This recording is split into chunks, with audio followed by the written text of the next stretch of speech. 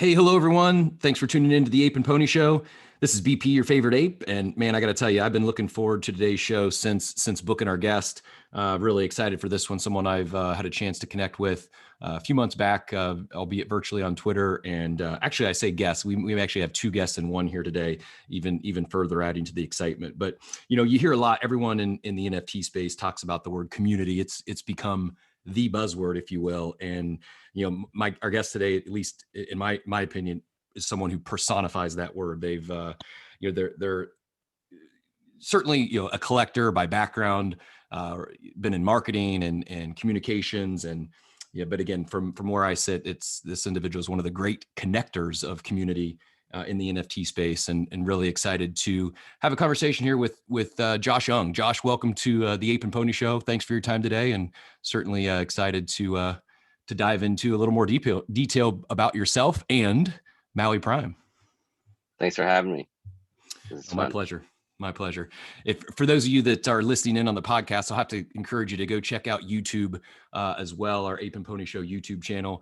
You'll get to see some pretty cool technology that Josh has had commissioned with his Bored Ape, Maui Prime, who I alluded to there, and really cool animation and guest, and hopefully coming soon to BP as well for the Ape and Pony Show. So, Josh, without further ado, I want to jump into things here. And do you mind just kind of tell us a little more about yourself? Give us your background, maybe pre NFTs, and were you crypto native and then direct, or were someone who kind of directly jumped into the NFT space, and what brought you in?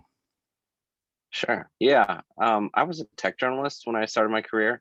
And so I think I was writing during the early days of Bitcoin. I remember covering Bitcoin, asking my boss, like, hey, can I buy some of this stuff? And he's like, no, you can't write about it and own it. So I ended up missing that first wave, which would have been, I realized later I would have made more off buying that Bitcoin than I would have off my journalism job.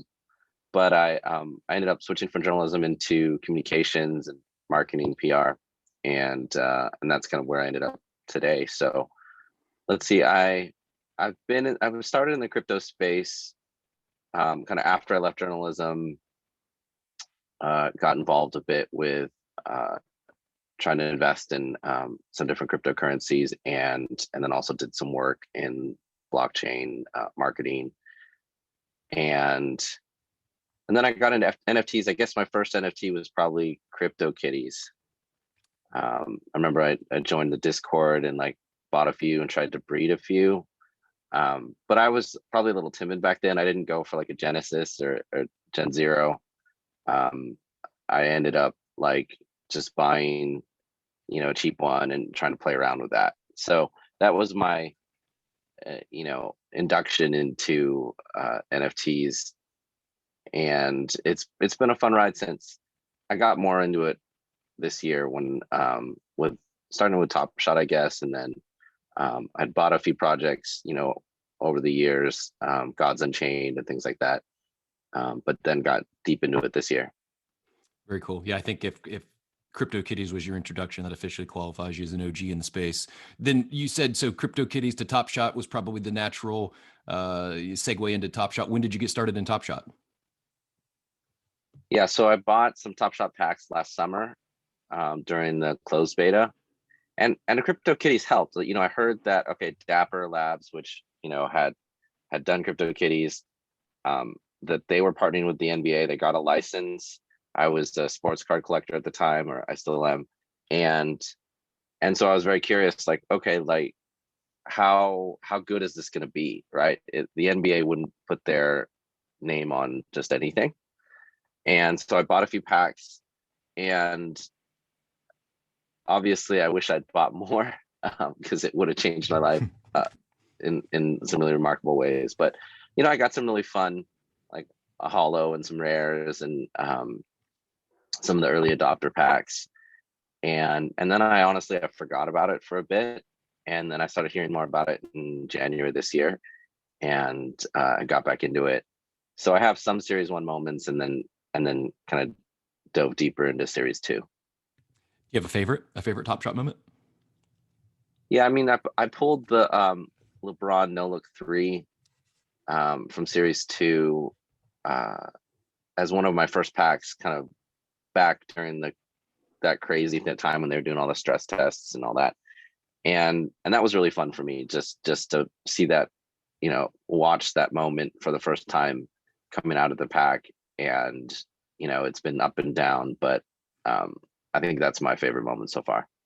Might be mine as well. I'm fortunate. I've got a LeBron no look as well, and similarly, it was just like that was when you hear people talk like having cool moments and something you'd enjoy collecting. That was at least the first one I can remember. Where opening the pack and be like, oh, this is something I'm holding on to. It's just such a really cool moment, and one that one, and then the other one that sticks out to me would have been there's an Anthony Davis dunk series 2 as well. That's a pretty cool LeBron assist. And I was like, wow, that's 2 stars in one, pretty cool moment. And some of those have really, I'm not going to sit here and claim to be the biggest diehard collector in the world, but there's a few that have certainly resonated, and that LeBron no look is at the top of my list as well.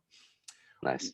What about Josh? I've seen, so you got me thinking, I see, sneakers just in following along. I'm personally not a big sneakerhead myself, but I notice I'm I guess assuming that you talk about collectors into the sports cards. You've got a decent sneaker collection, and it looks like you've collected those, or I've seen maybe participated in some drops. I'm curious how you see or what your thoughts are maybe on the physical to digital cross-pollination or connection as you start going from whether it be how Top Shots may interact with in the physical world, and then even some more tie-in directly to things like sneakers and upcoming brands like Rec Studios. Any thoughts, or what do you see kind of like your vision on how the two worlds may intertwine? Yeah, I mean, I put them all under kind of one bigger umbrella, which is really, you call it alternative assets. And so in that regard, like collectibles, both physical and digital, make sense to me. And even maybe a sneaker isn't necessarily intended to be a collectible. Not every sneaker is a collectible, but some are.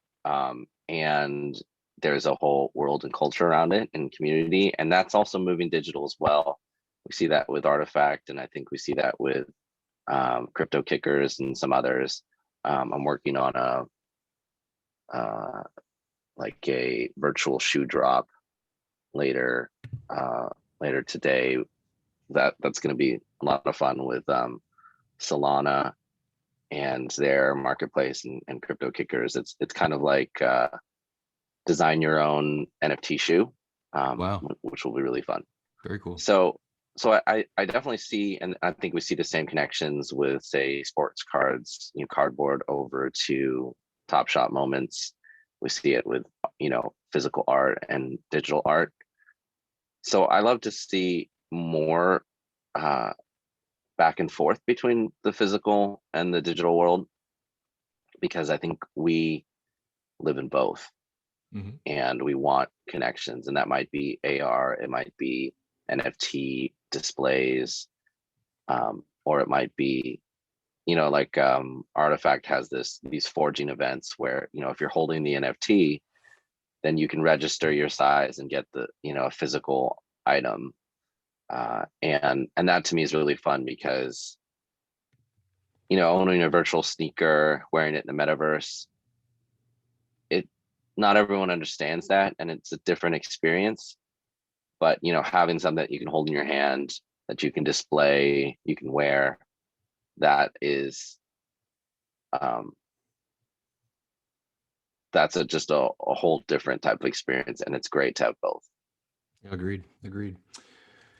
Yeah, my wheels haven't stopped spinning. And I think they're already seeing so much and more coming. And I just as hearing you talk through that, I think of like concerts and festivals and merch. And I mean, looking what the Bored Ape Yacht Club did with their merch drop, and coming from the world of sneaker drops and stuff like that, and then what we're seeing in the NFT space with all these drops. It's just I think so much stuff coming down that we haven't even seen yet. It gets me really excited, because I agree. There's certainly some may be very into both, others may not, but to be able to tie the two together, or maybe in one or the other. Hey, I want the physical collectible, I want the digital collectible. I think there's going to be just an ongoing connection of the two worlds, if you will. What do you think so far? I have an idea of several that you're in, but what did you say is the most fun NFT project that you participated in thus far? What do you enjoy? What have you enjoyed the most from a just a pure fun aspect of being involved in it? Yeah, I mean, I guess the three projects that I've had a ton of fun with so far this year. Early Top Shot was really fun. Obviously, things got kind of had a bit of a doldrum, and then hopefully coming back up. And then I've had a lot of fun with ZED Run. So buying horses and racing them, being part of the community. And then Bored Ape for me is just been a remarkable community, and had a lot of fun meeting other apes and coming up with crazy projects together. So those three, I guess, like maybe a couple months each this year, have been really highlights during an interesting year. Interesting is a good way to put it. I would sign off on both those, or all three of those as well. I've similarly enjoyed. I enjoy all three of them very much. And I mentioned, I guess, with the intro, talking about the referring you. I got to come up with. Maybe that is the word, the community connector. But it's in my real life world, I've met people or come across people over the last.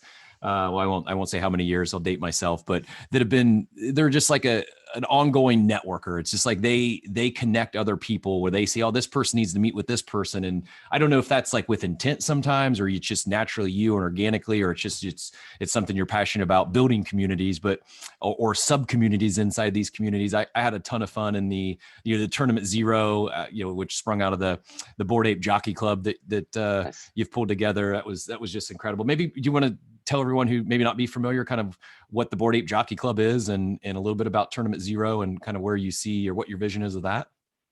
Sure. Yeah. So I was playing around with some Bored Ape derivative or ideas, and I realized I've been to the Hong Kong Jockey Club with my family in Hong Kong, and there's like this kind of exclusivity of community there, and it's kind of fun and kind of not directly tied to the races necessarily. You can go there for brunch or something, and I wanted to realize that I wanted to connect the Bored Ape and the ZED communities, which there were a lot of ties. I mean, you have a lot of ties with Top Shots and Bored Apes, and you have a lot of ties with ZED and Bored Apes. And so I worked with a designer on a logo and created a Discord, and so we made the Bored Ape Jockey Club. And one of the first things I wanted to do was try out a tournament. And it was, there are challenges to running the tournament, just because, it's not like we can run private races yet. And so we're having to enter into public races and, time it or compare things across class and, different races and distances. But it was a ton of fun. And I think people really enjoyed it, and we're good sports about it. So looking forward to doing more of those. But really, it's just like connecting apes who love ponies. That's kind of the motto or the slogan for what we're doing. Well, I will, on behalf of everyone else, thank you again. I did have a ton of fun, and looking forward to many more. And certainly, I think we all understand that it's not optimal today to set up to run private races and stuff like that. But to think about how much fun we had already just on piecing this one together like you did, you just brings out so many more visions of where this thing is heading. And I don't think it's too many years away where we'll be at a meetup or a conference, or you're just out locally with some buddies, and you pull together, you pull up a screen or your phones, and you're all dropping into the same race, and it's the finals of a of tournament 37 at that point. It's so cool to think that we're still in such early stages, and just by pulling people together, we're having a lot of fun. Another thing that you've been involved in, I've also had some fun with, is the book club, the Bored Ape book club. I know we just had the first review here of part one of the Planet of the Apes, but maybe for our listeners who haven't seen that yet or caught any, you want to quickly plug the Bored Ape book club? Yeah, I was hosting a Twitter space, and Max or Circuit DM, had the idea, like, let's do a book club. And so ZG, he's like Jagwack Crypto, or ZED Gazette, he'd been really wanting to do a book club too. And so the three of us got together and you know, Max really led it, came up with a paper and some ideas on how we'd structure it, and put a vote out to the community, and everyone chose Planet of the Apes. And so we did our first discussion. It's been a lot of fun. I think I mentioned this, you know, on one of the chats with the group, but you know, reading can obviously be a very solitary experience, and it was something that kind of I did a lot as a loner kid growing up. And reading in community is actually really special. And you know, some of my favorite kind of real life meetups have been book clubs in the past, and so why not carry this into the metaverse with our ape community? I would agree. I didn't realize that impact. I've never participated in a traditional book club actually, but I consume a lot of audiobooks or podcasts. And I'll say the biggest as I reflect now just on our meeting earlier this week was it forces you to think about things differently. When I crank up a audiobook on 1.5 speed and listen through it fastly, like I really enjoyed it. It was it was very entertaining first part of the book. But as people were talking about it and reviewing, I was like, there's some things that didn't register or didn't click with me. I was like, that's interesting. And just really kind of the deeper stepping back and the deeper meanings and thoughts that go into, or what the writer may have been thinking when they were writing it.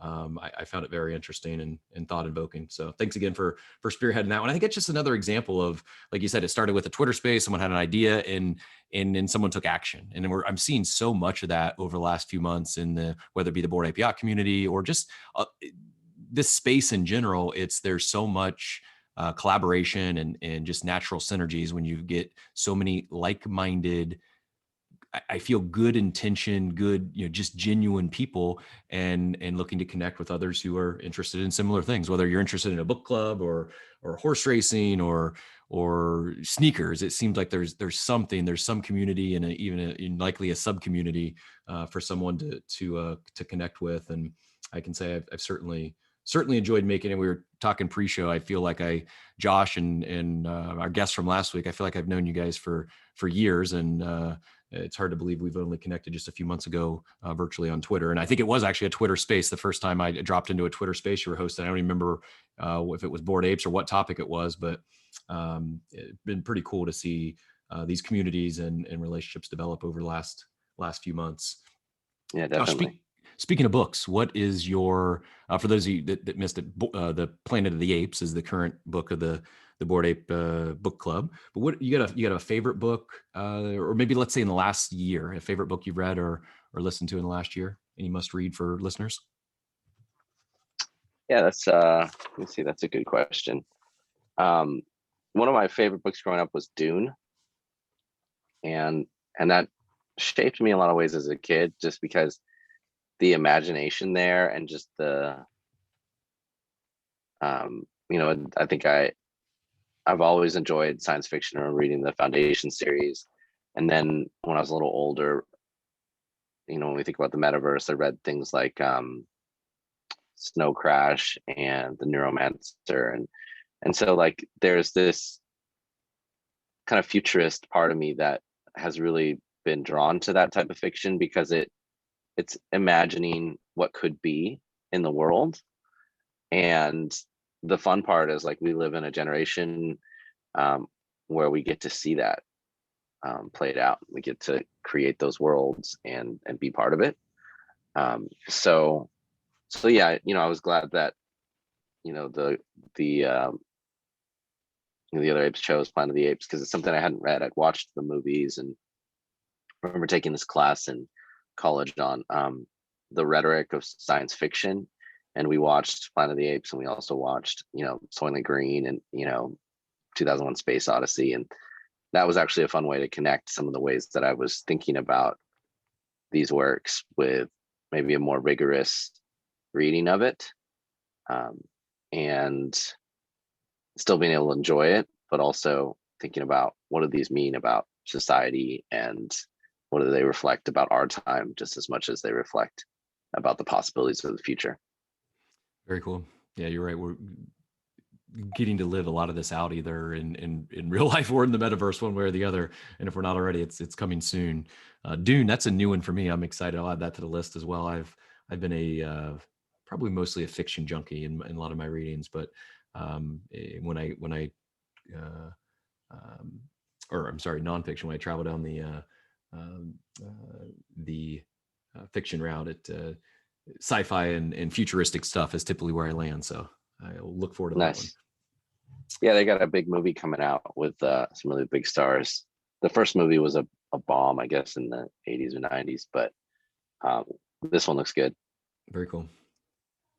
We've talked a lot about Twitter. I'm going to go kind of rapid fire here for a few on you, and then we'll get back to some NFT topics. But few Twitter follow recommendations. Who, in your opinion, and specific to the NFT industry or NFT space, who would you say is your most informed or knowledgeable Twitter follow? Good stuff. Yeah, so many to mention.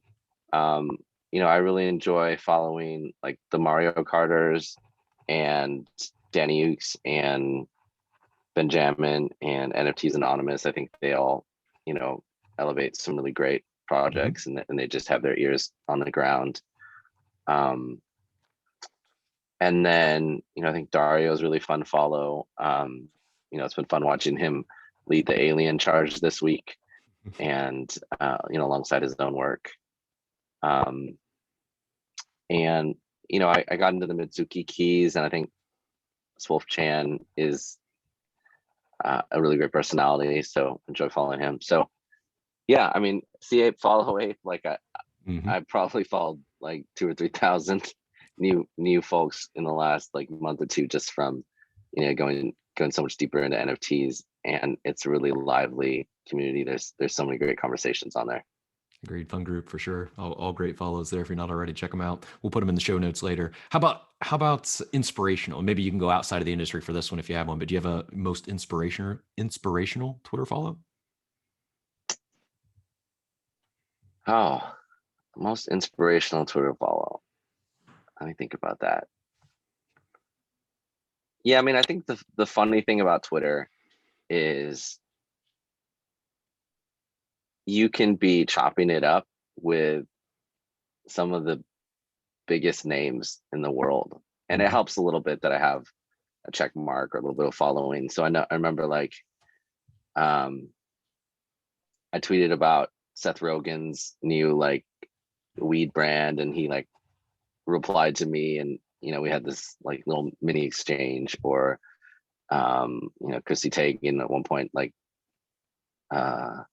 responded to something I said and followed me. And so there's these little moments where you're like, oh wow, like these are people who kind of live the lives that we want to live, and they're like hanging out on Twitter too.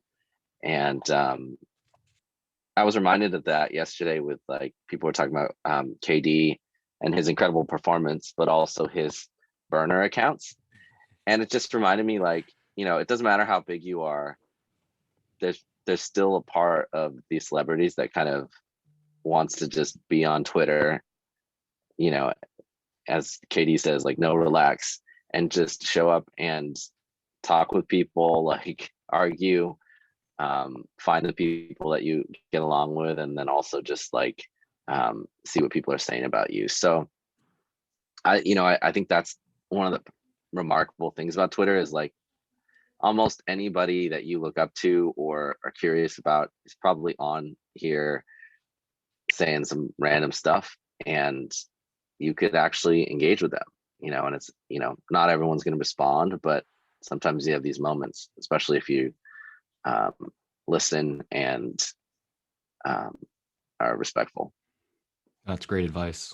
Yeah, for those listening, if you have someone you look up to or inspires you or somebody you'd like to connect with, just engage with them. And to Josh's point, they may reply back, they may engage with you, they may not, but there's the opportunity to connect, and especially if you're respectful and you're polite and you're involved and you're active. I think if you haven't done that yet, you'd be amazed at the conversations you can find yourselves involved in. Do you have a favorite whale? Your favorite whale on Twitter? I guess like I think Dingling and Pranksy are fun. And I know people give whales a hard time, and I can see why it can be like, you know, the little people versus the whales. But I had a couple of conversations with Dingling where he just kind of shows that he's like looking out for people, and he's trying to um, contribute to the space, and recognizes that kind of with great power comes great responsibility for these whales. And so um, Dingling and Pranksy both, I think, like are very thoughtful about what they support now, because they recognize that many people will be um, putting money that is meaningful to them, you know, into projects that they join. Mm-hmm. And I think that actually leads to some health, because when we get step aside from the FOMO and, you know, some of the craziness, um, we need people in the space who are doing the due diligence, who are, you know, vetting. And, you know, I do some of that when I look into projects, but, you know, it just really depends on, from different angles, kind of how much people are looking into the contracts underneath, you know, the backgrounds of the teams, kind of previous history there. And so I think we need from multiple sides. We need media that are going to cover the space with objectivity.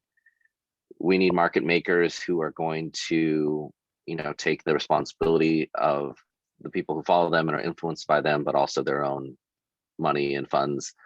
And then we need, you know, social media folks who are just going to find cool stuff and surface it. And it's always going to be kind of do your own research, but also, you know, I think everybody does a good job of just trying to take to heart the importance of the responsibility that we carry. So yeah, I think that they're both, from what I've seen, you know, trying to put more into the community than they take out. And I think that's about what we can ask of a whale, because there are so many whales that kind of get where they are and stay where they are because they're extracting as opposed to contributing. Very well said. No, I agree. My feelings of those two are very similar, and I think we're grateful to have. You know, maybe we need to come up with a better word than whale. You know, they're true leaders in the space, and for the you know flack that a quote unquote whale may get from time to time, I think we're all fortunate to have them involved, invested, and participating in the space. You talk about engaging, and they're very you know, they're very active, they're transparent, you know, certainly do your own research. It may add some bit of credibility, but you know, you mentioned some key things there. I'd dive a little deeper. You talked about, you know, when you're looking at a project, you know, the team, the smart contract itself. Is there anything that's you specifically look for when you're researching anything? Do you have like a checklist, or how do you kind of go through something new, something's tweeted out this afternoon, check out this project? Where do you go? What's the first, or do you have a process that you kind of work yourself through to determine whether it's a project you want to be involved in or not? Yeah, I mean, I think I still approach it from a very personal perspective, which is, do I like it? Does it speak to me? Does it pass my, I guess, my sniff test? Or, you know, are there any kind of personal alarms that are going off? And so, you know, when I tweet something out, like, it is often, and I'll try and be clear, but many times it's like, hey, here's something that I'm excited about, because, you know, like Dream Loops by Bitlectro, like, I'm a musician, like, I really love chip tunes. I think they take me back. And not everyone is, you know, old enough to have a nostalgia with that, but like, even young folks can still appreciate that. But you know, I heard those and saw those, and it just, like, it spoke to me, and I liked the aesthetic. So it was something that I wanted to share. I didn't actually end up copying because my gas was too low, but I'm happy that people got some and are excited about it. And if they, you know, aren't happy with it, you know, hopefully they can, you know, find a new owner and move on. So, and that was kind of my approach with Bored Ape early on. I think I saw it that Friday night, and I just really vibed with it and decided, hey, I'm gonna go in for this. Like, it has community baked into it, which is something that is meaningful to me, and it's kind of a fun aesthetic that that matches how I'd want to portray myself, maybe, and more so even than something like CryptoPunks. And so, I bought one, and I guess the rest is history. Woke up the next morning and everything was sold out, and hopped on Twitter Spaces and just started, gathering with other apes. So often I start from that personal perspective. But also I recognize, like, there's lots of folks who kind of joke like, hey, if you're in, I'm in. So I have to take that responsibility really carefully. And, we've had some projects that have done well and have some that haven't. And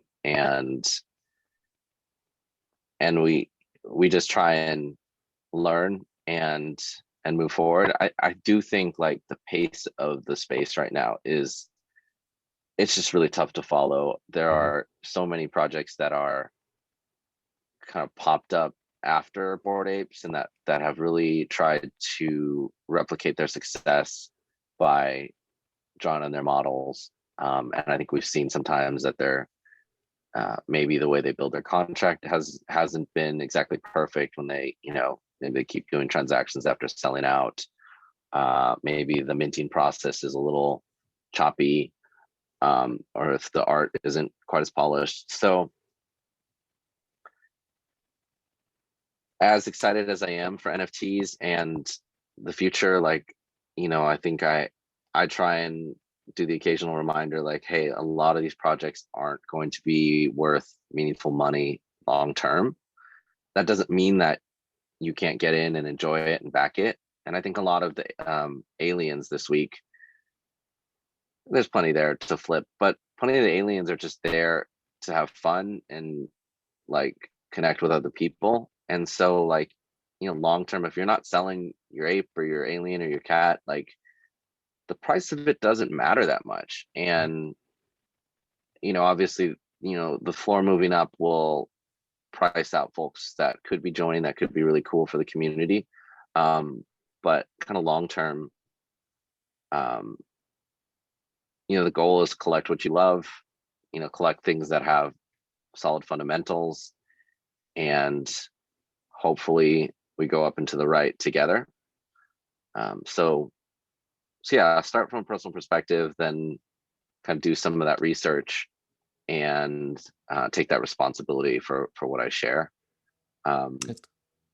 Yeah. Great advice. No, it's great advice. And that personal perspective, it's something, if you're putting your money into something that if it goes to zero and you still think it's cool, you still enjoy it, awesome. Yeah, I think that's you find yourself in a win-win situation.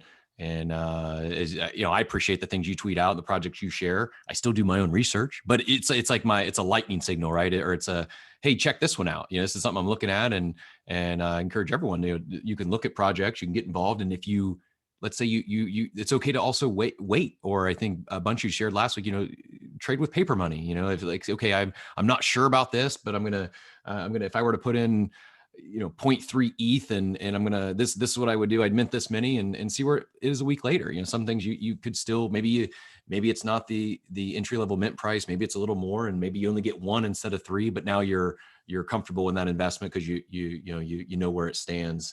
I agree with you. As exciting as the space is, and we're seeing so much happening so quick, and there's a new project, I would say every day, but it's more like every 3 or 4 hours, something's dropping, it feels like. The one thing I'm really consciously working on myself is to get the FOMO out of my head and my brain space, realizing that you don't have to participate in everything. You don't have to share in every win. And there's going to continually be projects. There's going to be new stuff coming out, and do the ones that you enjoy and are excited about, or the community vibes with you. And if the others don't, and there's a big win, that's okay. Compersion is my new favorite word. I caught it on a Lex Friedman podcast last week. It's like the opposite of jealousy, right? It's being excited for others when they have a win and do well. And I think we could all, myself included, use a lot more of that in the NFT space, and a little bit less of the FOMO. But I think your advice of just, start with, from a personal standpoint, is it something that resonates with you? Do you enjoy it? And if you make if it turns out to be a wise investment monetarily, all the better.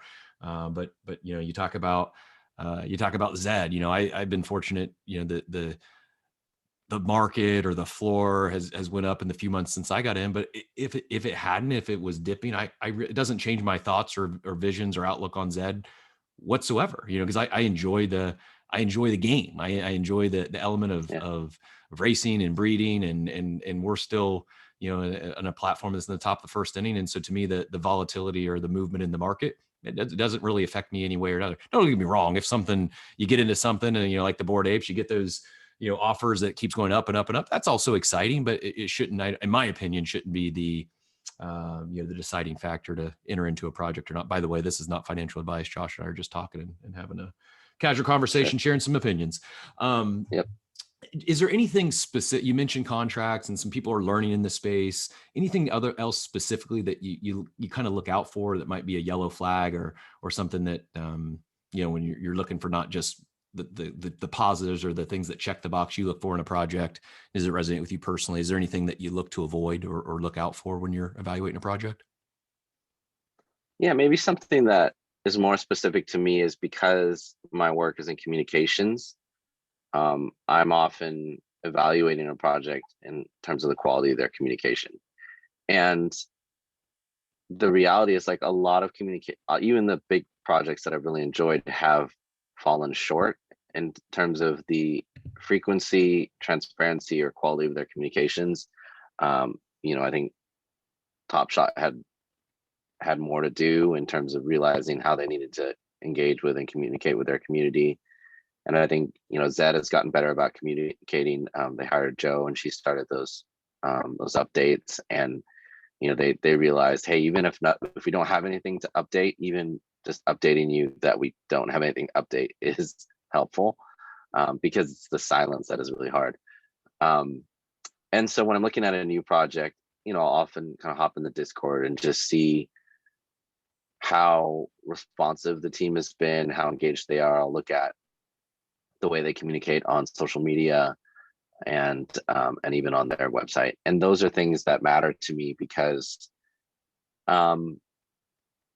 they show kind of a thoughtfulness and a humbleness from a team, and they show, and that's partly how that's how we know who they are and what they're about, is the way that they communicate. And ZG's always giving me good reminders to make sure we check their paper and push. He's the kind of guy who, if he finds a project he likes and they don't have a paper, he's going to ask them, like, hey, I want to see it, like, write it, publish it. We need this as a community. Mm-hmm. So I think, as collectors, consumers, as community members, holding these projects to high standards of communication is okay, because it's what we deserve and it's what's best for the long-term health of the project. At the same time, like, sometimes these teams are small and they're focused on putting out fires. They're not always going to be there, like, answering every single question and, feeding the trolls and so there needs to be, like, some grace there, but also I think, and this is, something I do with teams, is just advising them to think about their communications from the beginning, because it matters, and it's really important to what you build. So I guess I'd say that's something that I look at a little bit more carefully than other folks who maybe just aren't practicing that as much professionally. No, that's great. Very, very wise. And you're right. I think you do a little bit of diving into that team and what they're doing and what they've done. Not only can you get a good understanding of what they're communicating currently, but gives you a glimpse into the future as well. And no one's perfect right now, especially in this space. People are going to make mistakes. There's going to be bugs. There's going to be issues. And to me, the communication post those issues, that's what I look for the most, because it's those who own it and take accountability. And I think most of us are generally understanding, as long as it's, hey, this happened. Here's what we've done, and here's the steps we're going to make, and we'll work to get better. I think a lot of the great projects we've mentioned, they've all done that. And not saying any of them are perfect, but that the consistent communication, to your point, is I think certainly a key element. Definitely. A couple other questions here, and then one topic I definitely want to get into and talk a little more about. But what, excuse me, sorry. What, if you can think back, so CryptoKitties days, other than buying more CryptoKitties or buying a Genesis, if you could go back to that first day you got your first CryptoKitty, first day you got started in NFTs, what advice would you give to that younger self of yours? What advice would you give to yourself? Again, not buy more CryptoKitties, but what would you tell yourself then? Some of the learning experiences you've had over the years since then. What would you, if anything, done differently? Or again, just simply put, what would you have told your younger self the day you purchased your first CryptoKitty? Yeah, I think if I had to go back, I'd remind myself, like, follow your instincts. If you see something, try and step back from the FOMO or the hype and evaluate something for like what it means for the possibility of society. And FOMO and hype can be good signals. They can also be bad. And then I would recommend, and I wish, I need to take this advice better, but like, if I'm going to enter a project with conviction, enter it and get the top or the best long-term hold. And so, for me, that's like, when I found out about Top Shot, like I should have bought some LeBron Cosmics, and I probably could have afforded it, back then. Would it have been more than I might have felt comfortable, like, or if I'd known, okay, like this is series 1, these are the players that I think are going to matter, like let's go for those. When I got into ZED, like I was trying to track down a Z1 Genesis because that was something that I felt like would hold its value pretty well, and missed a couple deals and ended up with a Z2. And if I had to go back, like I would have gone for a Z1 back when I could afford it. And right now it's like coming up with the capital for like $36,000-$40,000. It's just a challenge, especially when I'm so diversified. And so looking back at CryptoKitties or CryptoPunks or something, like maybe I would have gone and just, while I could have afforded it, gotten some of those early ones that would have lasted long term. Because the reality is, even on some of these cool projects, not everything holds the value. Mm-hmm. It consolidates up towards some of those early ones and the things that are really kind of long term collectible. And so that's something, when I first got into Bored Apes, I kind of stubbornly was like, okay, I minted my one, I'm not going to get more. And I think we can all wish like maybe we had more apes. But I remember watching the gold ones go and thinking like, oh, those are probably a good buy. Like, and I think what happened is at the time I was like saving for a ZED drop, and so I had just like moved all my ETH into their Matic ETH. But yeah, getting a gold one, getting a trippy one, like we saw with NFTs Anonymous. There were a couple plays where people could have made kind of life-changing decisions early on. And it comes with increased risk, because if you move into a project with conviction and you go for the top, you go for the kind of the standout pieces of the collection, there's greater risk there. And so I think everybody has to do their own risk. I think I get a lot of DMs, should I sell this, should I hold this, and I'm happy for people to bring me stuff, whether it's a horse or an ape or a moment or anything like that. But one of the things that I often kind of remind people is like, it's such a personal decision, because what is life-changing money, what is your risk tolerance, what is money that you can't lose, like that is all going to be different for every single person and every different stage of their life. And so I'm fortunate enough to have a business I helped start. I'm working on that. Like my alternative assets are separate from my livelihood. Other folks are kind of all in on this space, and I respect that, and they're going to be working in different timelines and different kind of risk than I might. And so I think it really just depends on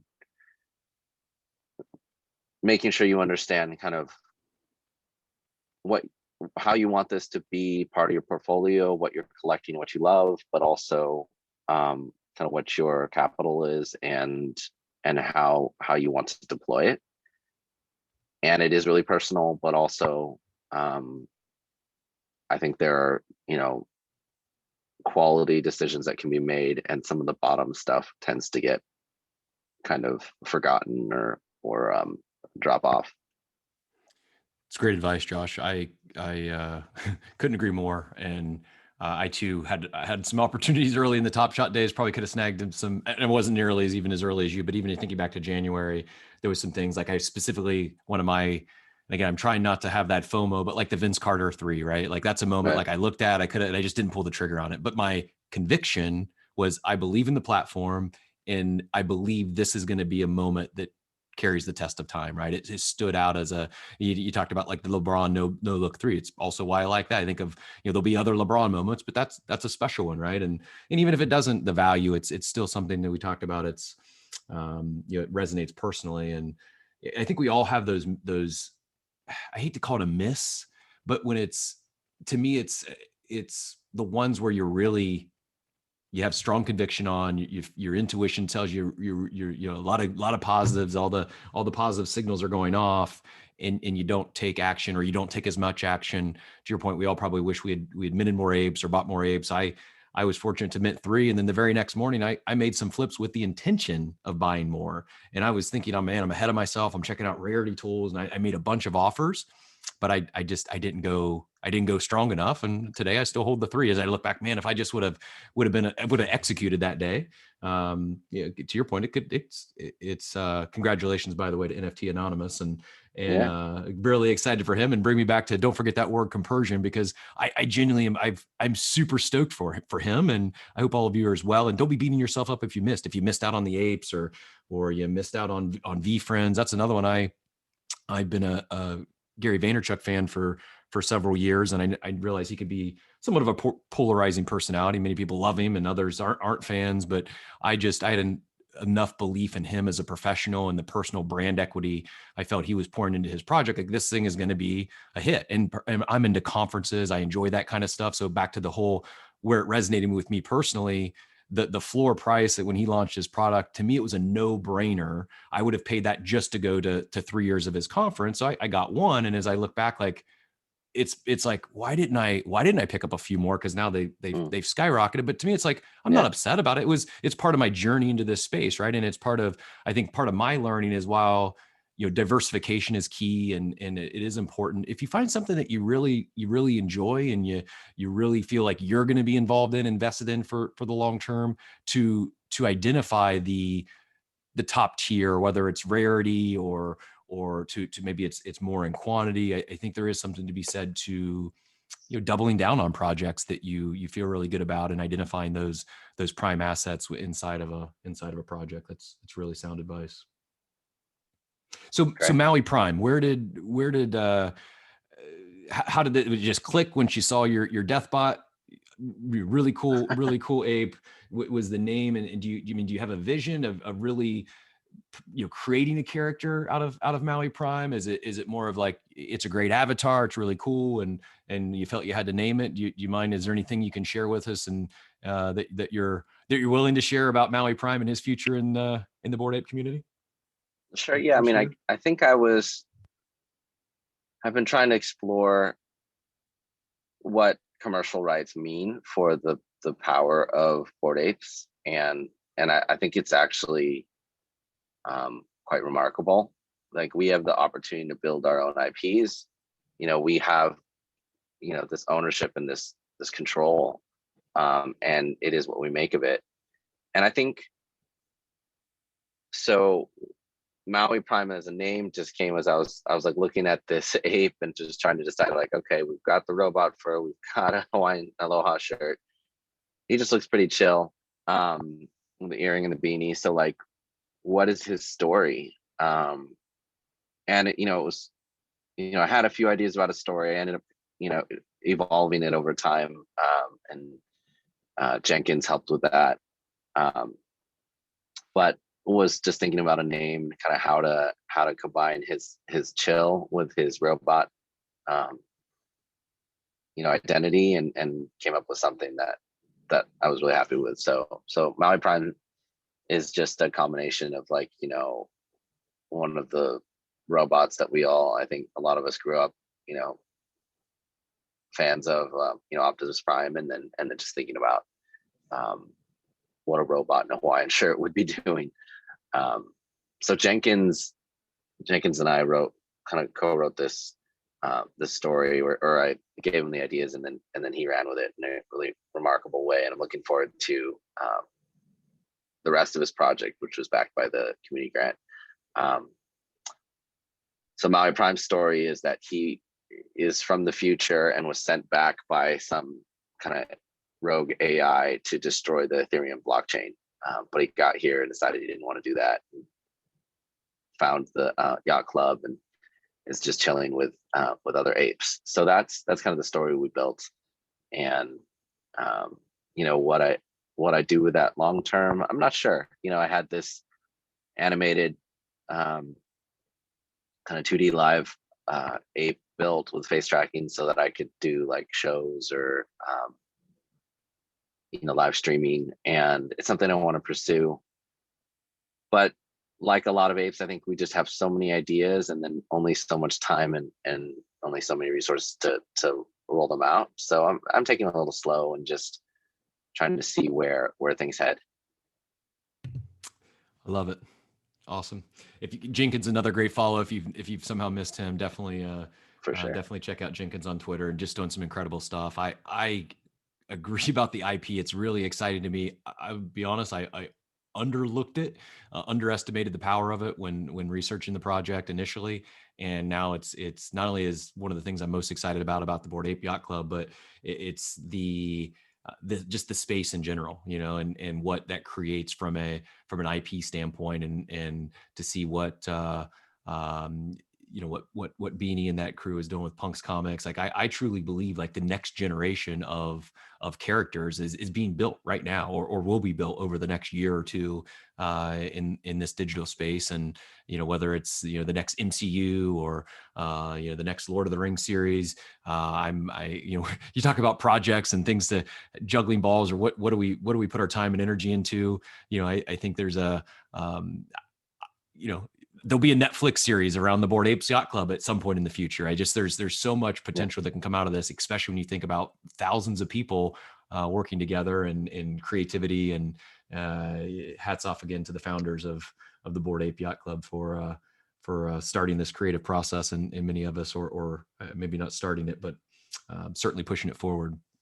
Well done on Absolutely. Maui Prime. I love the story, and it's very cool to see you embrace the character, and just get so many, that creativeness that you're sharing is inspiring creativeness and many others as well. You mentioned the community grant that Jenkins was awarded, well deserved, and another member of the yacht club that was awarded a grant. I have the pleasure of speaking to you here today. So Josh, congratulations on your community grant.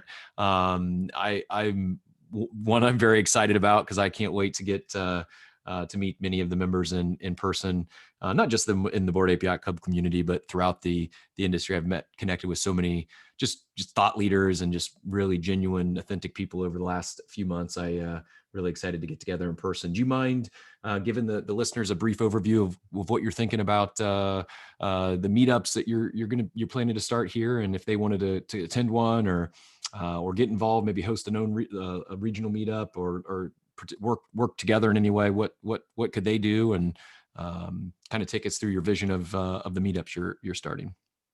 Sure.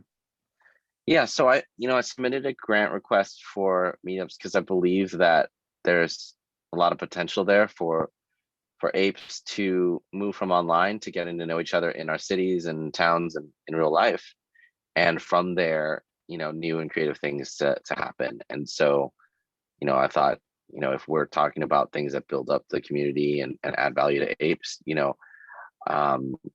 joke that this is like the Soho Club of the future.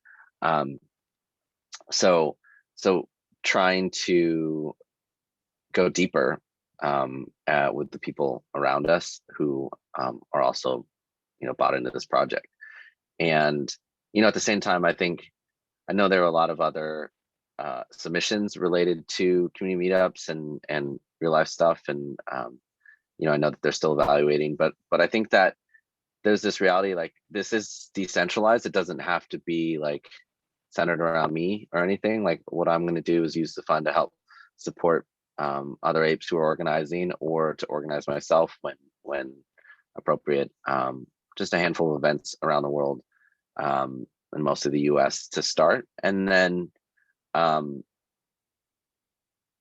also going to help promote, get the word out about other meetups that apes want to do. And I think the reality is, like, anyone can do it. Like if you're an ape and you put a call out there and meet a few other apes in your city, like you can go, do a hangout and find something that you enjoy doing and invite some other apes into it. And that can be, the beginning of powerful community. And then we'll also do some bigger things that take some more planning and that can use the funds from the grant. So I'm going to put out I have a form coming out that will help apes to just register, like, hey, I'm in this area and I'm interested. And we may start connecting and say, like, wow, we've got some critical mass here. Well, let's do one of our first events in this area. And then I think long-term goal is sustainability, where, meetups can happen and people can kind of like, show up, buy their own drink, and it's chill. And it doesn't have to be this huge fund that needs to keep investing in it, but actually is super organic and really kind of locally driven by apes independently. So that's the long-term goal. And however I can help with that by putting these little seed funds to use, and also using my platform and my voice, that's what I want to do to make sure that these ape friendships grow. And we did one ape meetup here in New York last month, and like two apes got to talking, and they formed a partnership and are working together to do some promotions. And that's what I want to see, is like, it doesn't all have to be business related. It could just be friendships and collaborations. But I think when apes come together with our kind of common interests and positivity and kind of common understandings, that good things happen. Awesome. Well, certainly appreciate you taking the lead on it. Congratulations again on the grant, and couldn't have went to a better person to continue to drive the community forward, in my opinion. Very well deserved. Appreciate it. You got time for one more question, Josh? Yeah. Generally speaking, not any specific project or anything, but what are you most excited about right now in the NFT space, and as you look to the future? I'm most excited about the metaverse and how NFTs lay a foundation for that, because they give us the possibility of interoperability. They give us possibility of ownership and persistence. And through those, creating immersive digital worlds becomes something that we can contribute to and benefit from and enjoy. So I think there's a handful, or plenty of different metaverse platforms that are emerging, and I'm excited about all of them. And I'm excited to dive into them with other apes and to see what we create and build. Likewise, if you, we haven't even hit on the map or Sandbox today, but I said I would ask one more question. I might have you hit on that briefly. You mentioned different metaverses. I don't know if you own land or looking at multiples, but just even for those that have missed it or aren't familiar, maybe the 10,000 foot view of what transpired inside of Sandbox with the apes over I don't know, a couple weeks ago. Yeah. So Sandbox, if we're talking about specific projects, Sandbox is one that I'm extra excited about. I do have land there, and played a small part in kind of the story of how apes came to take over that neighborhood. So Bored Ape Yacht Club was teasing and eventually announced a partnership with Sandbox, and so we were, I think apes got really excited about that, and I had bought a land, but farther away. And then I was talking to, I was hosting a space for Bored Apes to learn more about how to get into the sandbox for the land drop that was going to be for near the yacht club. And Marcus from Sandbox invited Gordon and Garga, a couple of the Bored Ape founders, to come and make an announcement on the space. And so that's where they announced that you will get your avatar in the sandbox. They're going to design it, and if it's in your wallet, you'll be able to access that avatar. And then that they are, going to build the actual an actual virtual yacht club that will have gating for Bored Ape members to come and hang out. And then from there, I think, I answered a ton of questions on kind of how to buy the land and get ready for the drop. And then I think Apes really took it independently and organically and just aped in, as we do, to that area, which we alternate between calling like the board lands and the jungle now. But every plot that is connected to the yacht club has been purchased by an ape, either on primary or secondary. Mostly on primary. I think we had enough apes just all going for it that some of them clicked through and got the pieces. So and we've got the real estates, which is a kind of a group that bought in on the piece of land that connects the Bored Ape Yacht Club with Dingling's estate, who's a fellow ape. They got a community grant too, and they're building something really cool, like a rec center for apes. And so I'm super excited about that. I think the way that Sandbox built their world so that it's like centered around games, but it's also very much centered around like what you can build and how you can create those experiences and items and NFTs to enjoy and engage with your community. And having some really great partnerships, also in that neighborhood is Voxel Deus and Artifact Studios and a few others. And so it's just a really fun beginning of something new that I think has a ton of potential, because the apes working together and working independently put enough momentum to make this something special. Yeah, very cool. We talk a lot about community and people working together inside the communities, and to me it's cool to see it now going up a level where it's the partnerships and the leaders of these communities working together to further enhance those communities and intertwine them. And to think it's just the beginning, when not just Sandbox and Bored Apes, but then you've got some more traditional businesses and brands like Atari and Sandbox, and thinking ahead where this thing is a few years from now is very exciting. To me, I don't know if you had a chance to catch the Ebes from ZED Run was on the mint condition last night with a representative from Stella and InBev. And when you see these big brands, I don't know if you're not familiar with InBev is one of the largest, if not the largest, alcohol distributor in the world, I believe. But to see brands like that, not just entering the space in terms of, hey, I want to sponsor, I want to buy a skin so that people can see my name or my brand on ZED Run, but when they're actually vested in the space and they understand that the community element. And this representative, Lindsay was her name, she had a picture of a Bored Ape on her wall in her, it's just like they're really, not every brand obviously, but I don't think it's not too far off in the distant future where you see a lot of these big brands into the space. And to me, to be at this stage on the frontier, or to be pioneers and get a chance to witness it is very cool, seeing the foundation of the metaverse and this Web3 be built. Yeah, definitely. Josh, anything else you wanted to share with the listeners? Oh, before we let you go, we've talked about everyone else on Twitter that's a great follow. Where, if they're not already, where can the listeners find you? Yeah, so my Twitter is Beijing Dou. It's Beijing DOU. And feel free to reach out if you have questions or ideas. Like, always happy to chat with other apes and other folks on kind of what's exciting. Awesome. Anything else you wanted to add today or share with the listeners before we wrap? Yeah, no, it's thanks for having me on. It's been really fun, and excited for your show to develop and mostly like, have fun, stay bored. Like I think, um, let's not get too exhausted from the FOMO when really like there are so many positive things happening out there that we can spend our time on and enjoy. So yeah, everyone have fun out there.